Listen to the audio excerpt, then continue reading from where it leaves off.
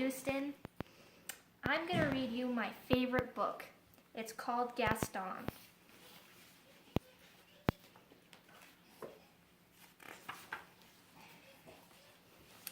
Mrs. Poodle admired her new puppies, Fifi, Fufu, Ooh La La, and Gaston.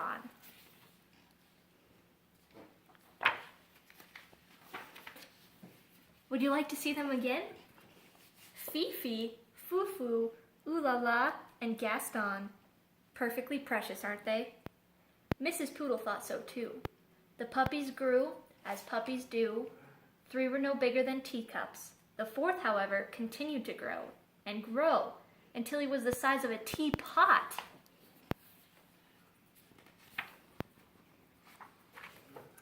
Mrs. Poodle took pride in teaching her puppies how to be proper pooches. They were taught to sit, never slobber. Good, well done, very nice, nice try. They were taught to yip, never yap. Yip, yip, yip, rough.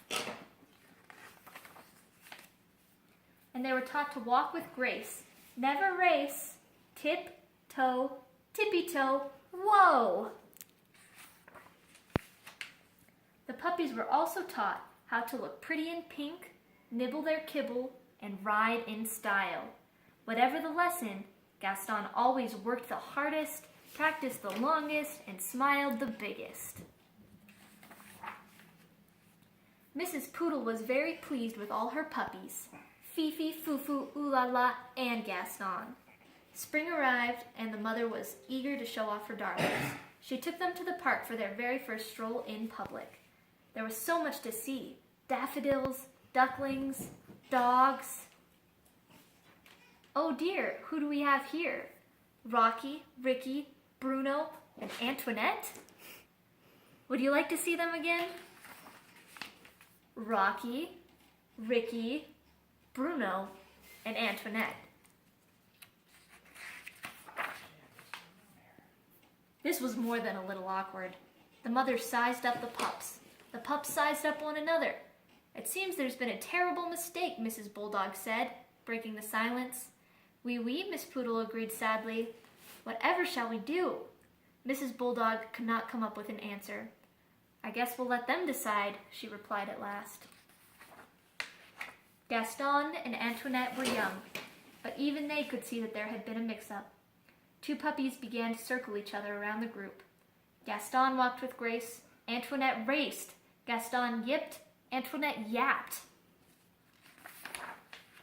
And when they finally came to a stop, the puppies had traded places. There. That looked right. It just didn't feel right. That evening, Antoinette tried to fit in with her new sisters, but she did not like anything proper or precious or pink. Phooey! On the other side of town, Gaston tried to fit in with his new brothers, but he did not like anything brutish, brawny, or brown. Hick!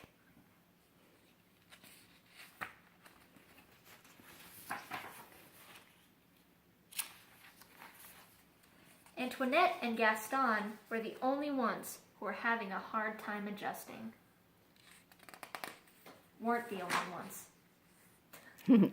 The next morning, Mrs. Poodle forgot all about being proper and raced back to the park. Mrs. Bulldog was already there, waiting with her burly brood. It seems we've made a terrible mistake, she nearly shouted. Oui, oui, Miss Poodle agreed happily.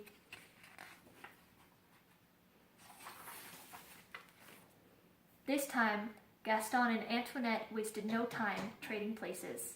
There, that looked right, and it felt right too.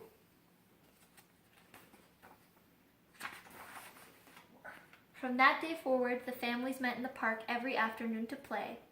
Rocky, Ricky, Bruno, and Antoinette taught the poodle puppies a thing or two about being tough.